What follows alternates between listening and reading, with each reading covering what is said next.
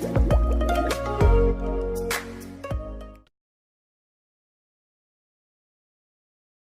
will hear a telephone conversation about booking a venue for a private event.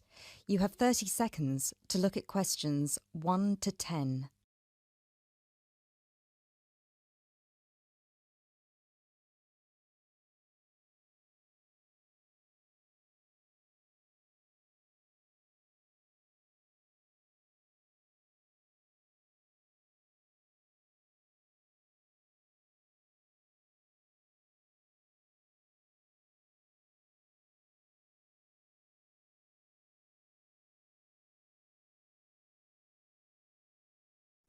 This is George and Dragon. How may I help? Hi, I'm calling to inquire about your upstairs venue. I'm interested in booking it for a private event, and I was wondering if I could ask a few questions. Yes, of course. Just give me a second, please. So, before we start, could I please get a name and phone number? Yes, my name is Clara Carlton. Carly, could you spell that for me, please? Sure, it's CARLETON. And the phone number? Well, I'm going to give you my work number as I'm booking the venue for a work event. Right. So it's 020-8322-1479. Great. So, what would you like to know? Well, I saw on your website that the price can be from £20 per hour, so I would like to get an exact quote if possible. Well, the price depends on the type of event, the date, and the number of people, and whether we will be providing food as well. Oh, it's for a retirement party for one of my colleagues. Okay.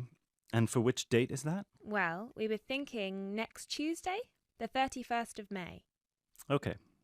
Oh, I'm sorry, but the venue's already booked that day. We're free on Monday and Wednesday, if that would suit you. Well, Wednesday's no good, because the gentleman who's retiring will be gone by then. But Monday works just as fine. Great. You'll get a cheaper rate for Monday, too. Excellent. And how many people will there be? Well, at the moment it's supposed to be 16, but it might go up to 17. We're waiting for one of our co-workers to confirm whether they'll be available that night or not.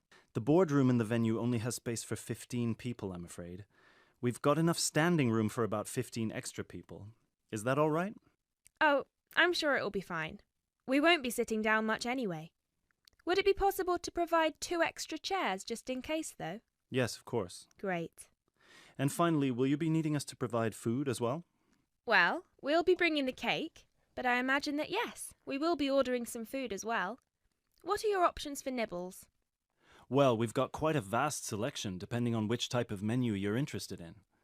We've got meat-based tapas, as well as some vegetarian and vegan options, and we've also got some sharers. Well, as far as I know, none of us are vegans, so I don't think we'll be needing that. Some meat-based and vegetarian options would be great, though. Would you like me to talk you through them, or...? Well, you do have the menu online, right? Yeah, you can find it on our website. The only thing is that a couple of options have been removed and replaced with new ones, and we haven't had the chance to update it online yet. Okay, let me just pull it up on my screen. Just a second. All right.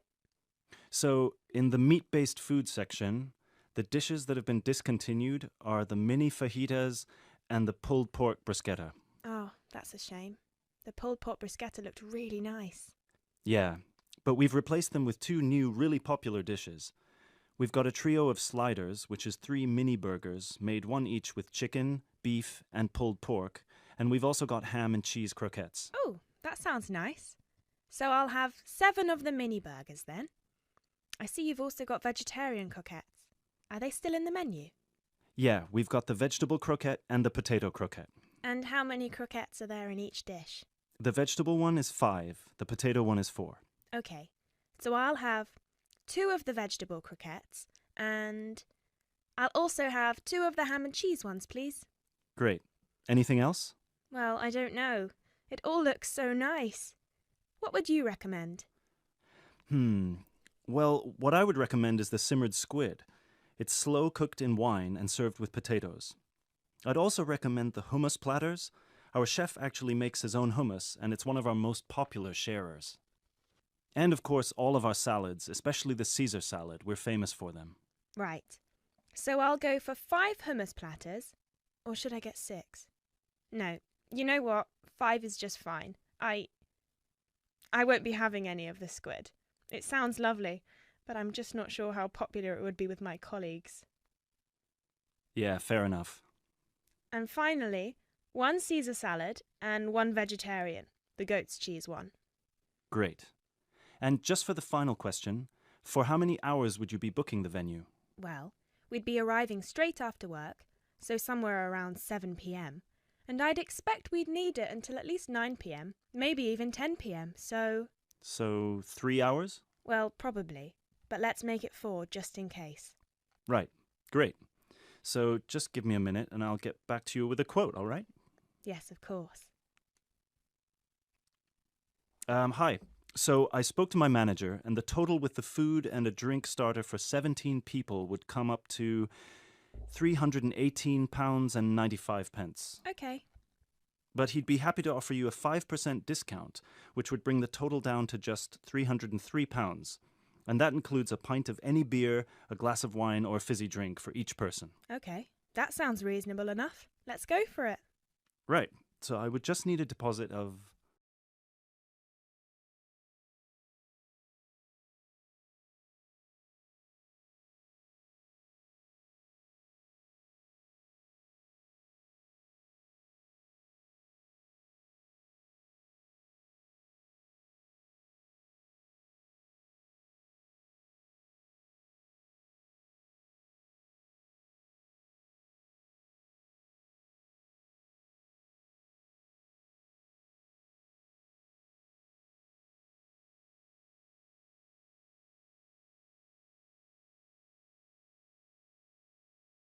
Now turn to Section 2.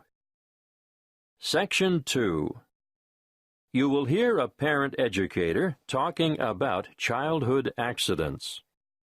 First, you have some time to look at questions 11 to 16.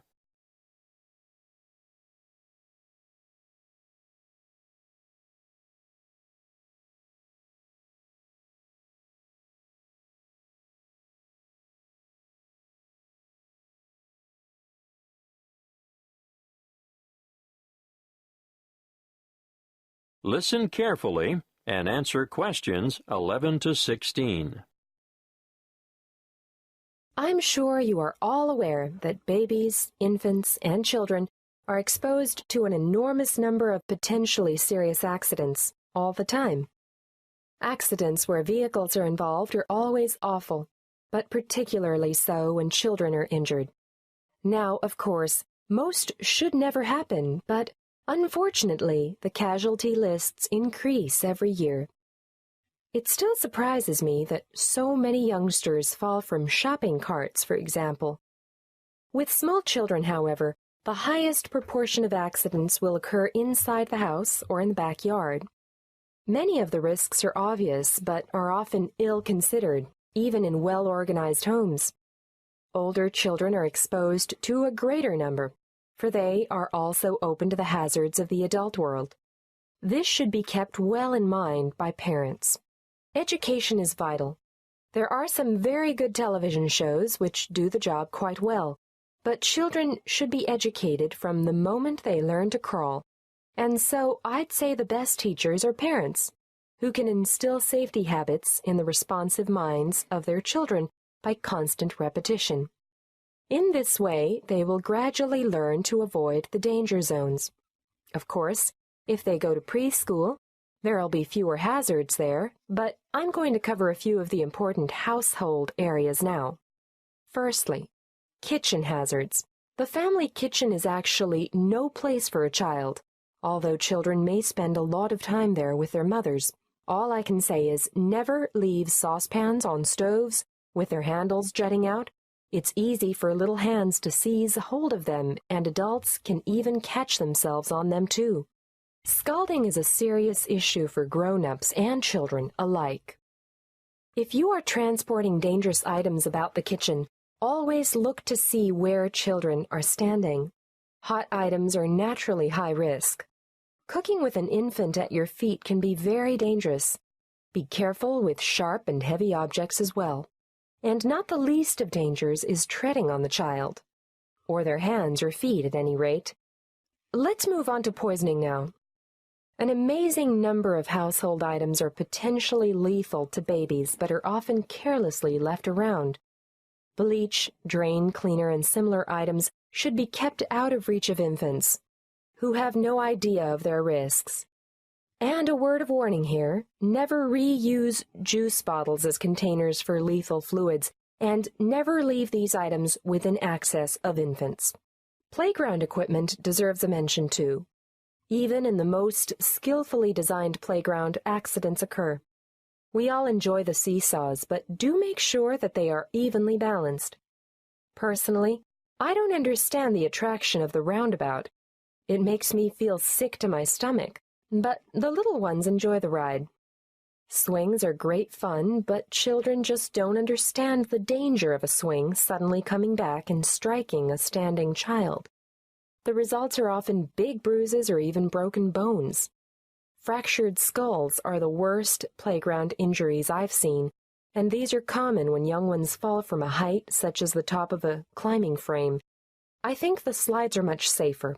Whatever your preference, though, be sure to keep a watchful eye on your children in the playground. Before you hear the rest of the talk, you have some time to look at questions 17 to 20.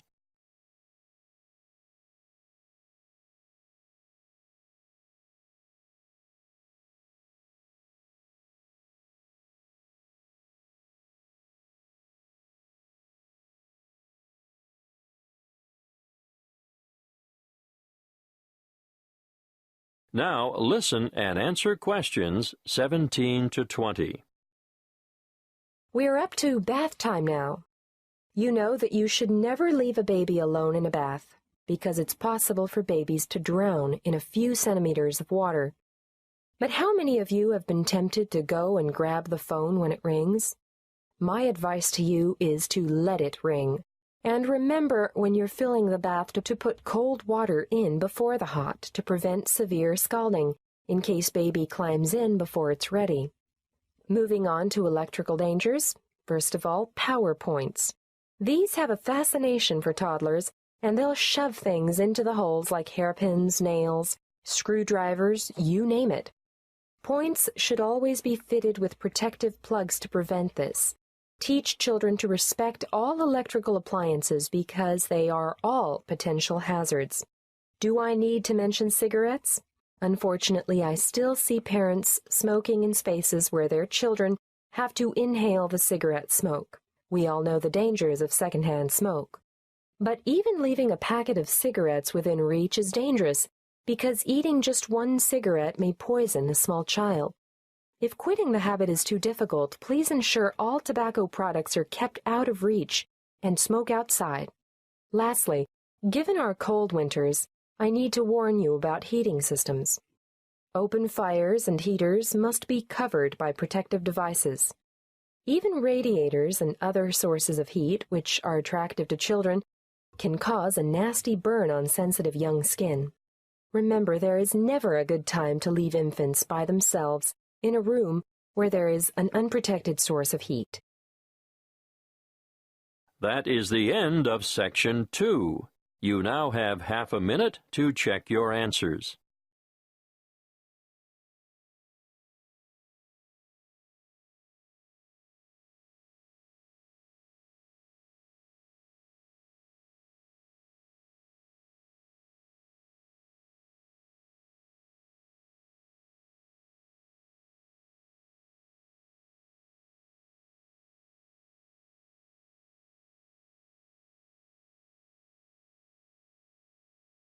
Now turn to Section 3 of your listening question booklet. Section 3. In this section you will hear two students presenting a tutorial on two Asian countries, Singapore and Malaysia. First, look at questions 21 to 30.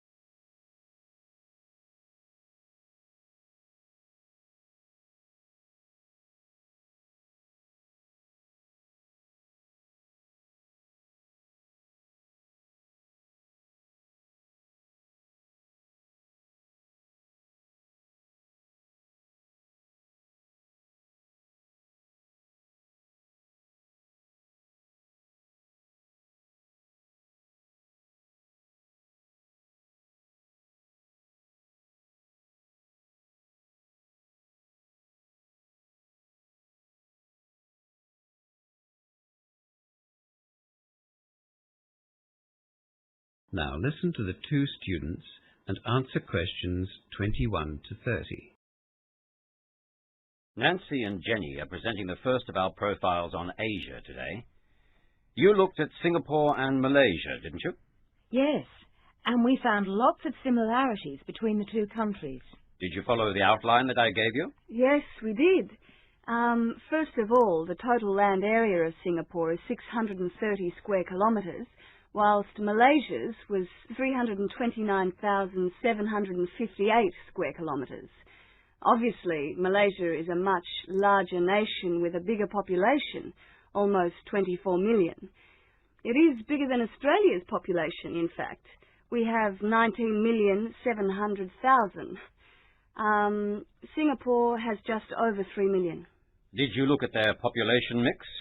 The population of both Malaysia and Singapore are multiracial.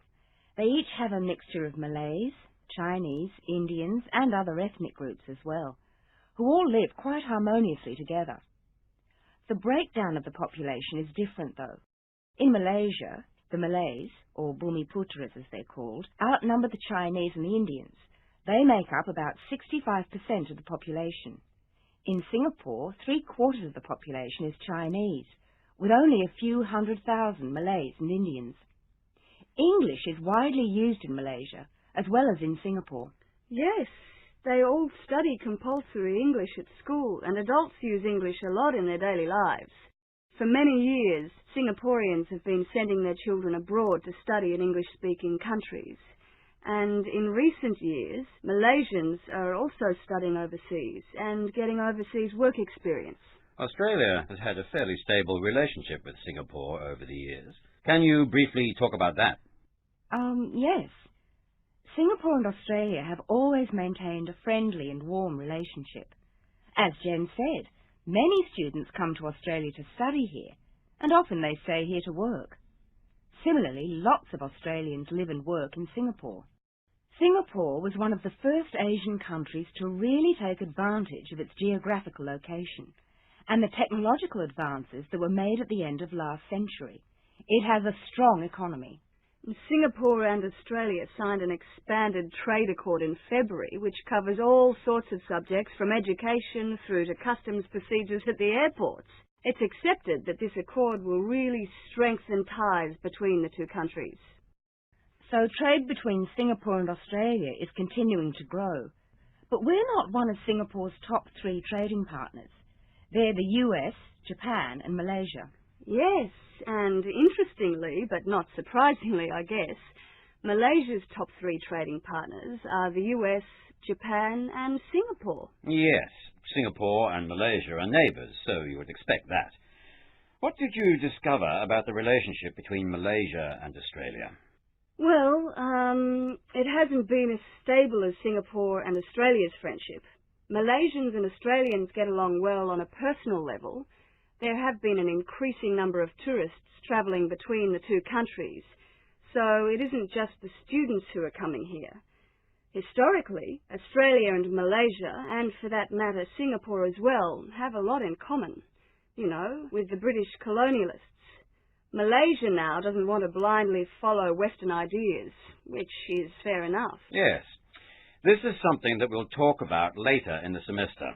Australia's international relations in the region. There do seem to be misunderstandings and disagreements between Malaysia and Australia, but diplomats say that these are exaggerated by the media. Yes, we all know the power that the media has. Was there anything else? Well, yes. What I found was that Singaporeans are generally regarded as well-educated, well-travelled, knowledgeable.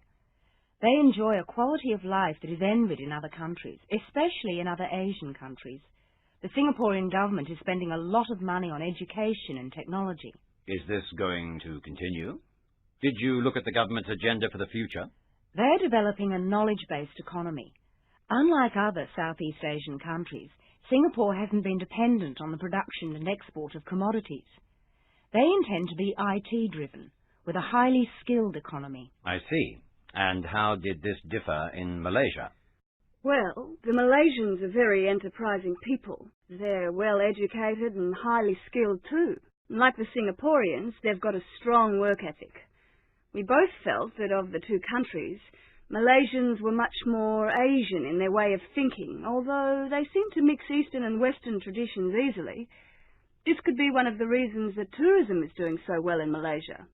The economy once relied almost solely on the export of raw materials, but that's changed a lot. All the experts say that Malaysia has a huge future. You've obviously enjoyed your research. I'm sure you'll enjoy learning more about the region as we continue on with the other overviews.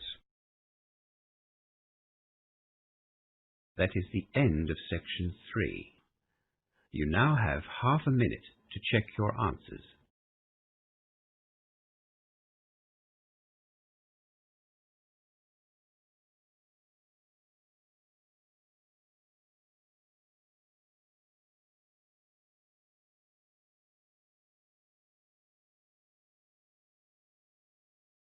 Now turn to Section 4. Section 4. You will hear part of a lecture about aquaculture and the fishing business. First, you have some time to look at questions 31 to 40.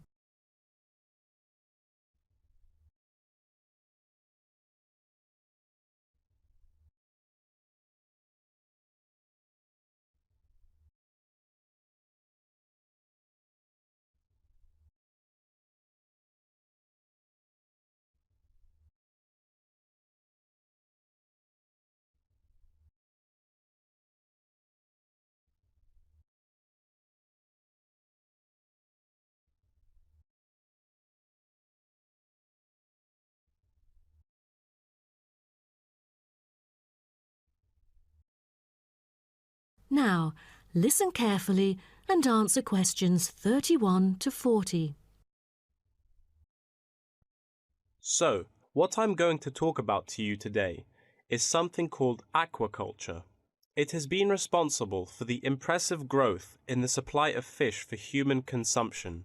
There's also been a slight improvement in the state of certain fish stocks due to improved fishery management.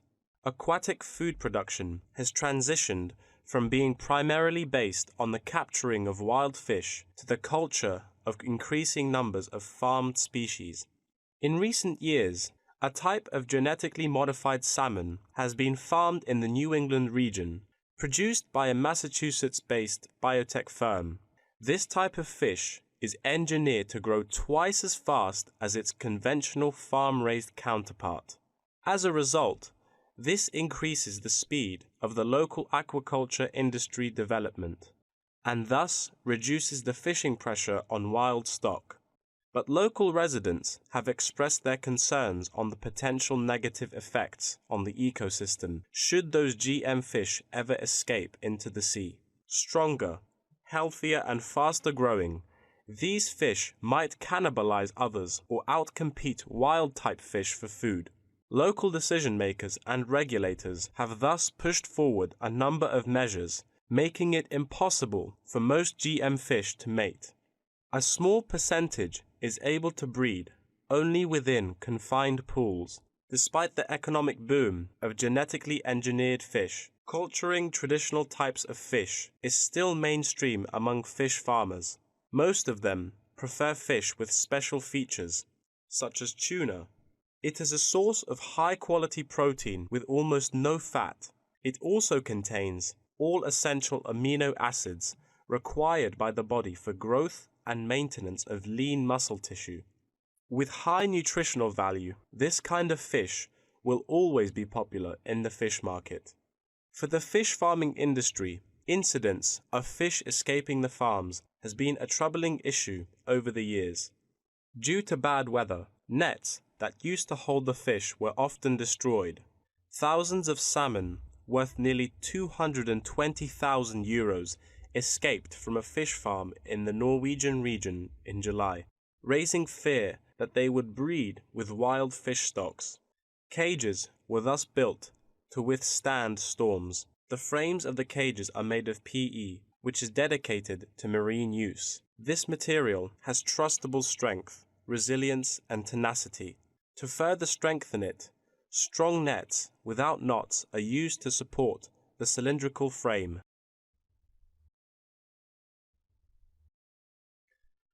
A group of small villages on the island of Zanzibar off the coast of East Africa have been trying to develop a local aquaculture industry sustainably.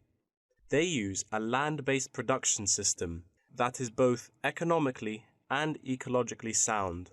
Land-based recirculation can control ocean temperature and optimize growth for the fish that are used to warmer water.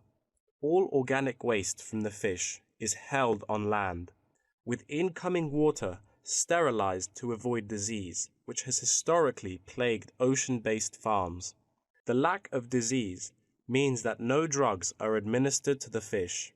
However, one problem facing the villagers is lack of suitable land on the coast for this system.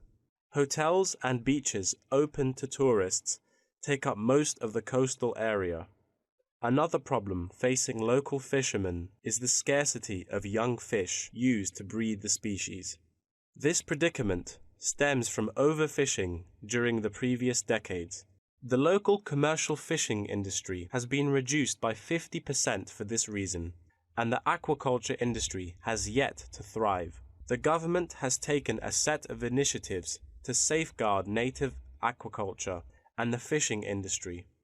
An open-air seafood market has been launched. Residents are encouraged to support local fish farming businesses by purchasing marine products. As it turns out, there is a public demand for access to locally produced, sustainable sources of fresh seafood. Moreover, local fish farmers are aided to market seaweed and oysters, both of which have additional economic values. Seaweed is used in various ways in cosmetics.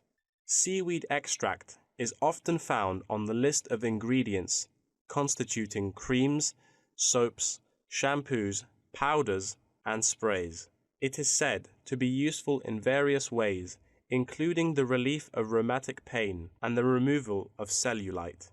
Oyster is a source of seafood popular among the local hospitality industry. Served with caviar and champagne, it is one of the world's ultimate luxury foods, appealing to gourmets with its succulent and delicate flavor. It thus appears to have the greatest potential for commercial culture, even though the national and international market has shown demand for marine products in Zanzibar. It is still challenging to survive in the competitive modern fishing industry. The government ought to restore the business by encouraging aquaculture, recreation, and shipping. First, it could utilize modern fish farming technology to supply more high-quality marine products. Tourism is an effective stimulus to boost its sales, and with better shipping capability, more products can be delivered abroad. That is the end of section 4. You now have half a minute to check your answers.